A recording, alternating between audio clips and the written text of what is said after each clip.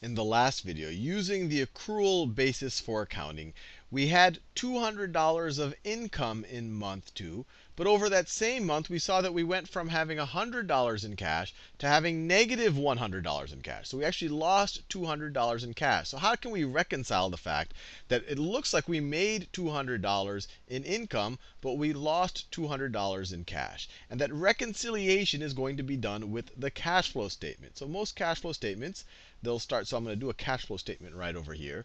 So they'll start with your net income, or actually they'll start with the cash that you started out with. So they take you from this cash balance to that cash balance. So they'll say something like starting cash, we know is $100. And then they'll say, well, in the most naive interpretation of things, your net income in theory should be cash you're getting, or at least it's some type of profit. You're getting some assets in the door, or at least you're counting as if you're getting some assets in the door. So then you have your net income during the period. And here we'll literally just take whatever is reported from the income statement. So over there we get 200 net income. And now we have to do the reconciliation part, because if this was all cash that you were getting, then you should have $300 in cash at the end of the period, which we clearly don't have. So we have to reconcile by looking at the changes in different things on the balance sheet. So over here we have a net change in accounts receivable. So we have an increase in accounts receivable. So I'll call it AR increase. AR short for accounts receivable, just to save some space. So let's just think about it. When you have an increase in accounts receivable, you're kind of letting people owe you money. You're letting people owe you $400. If you didn't let them owe you, that would have been cash. So you're kind of pushing back the time that you're getting cash. This is $400 that you didn't get, that maybe you could have gotten if you didn't allow, I guess, this person to delay when they paid you.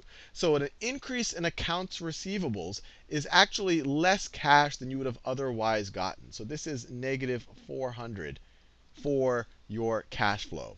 And we had no other changes. I don't even address accounts payable here. That's essentially pushing back owing people, paying other people, paying your vendors money, but I don't even address that in the previous example. No other changes in our liabilities. So this is the only adjustment we make. And so if we do this, and sometimes this will be called a use of cash, or subtraction from, or there's different ways that it can be phrased in different contexts. But over here you'll have your net cash from operations.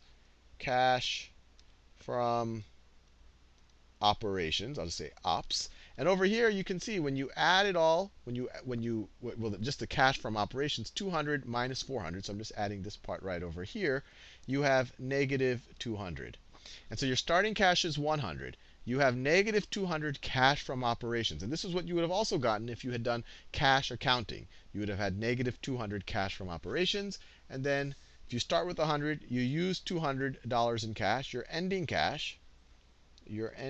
cash will be negative 100. So this little thing that I just created here, this little reconciliation between the positive 200 in income and the negative 200 of cash, and showing how we got from this starting point in cash to this ending point, this is a cash flow statement. So you now know the three major financial statements.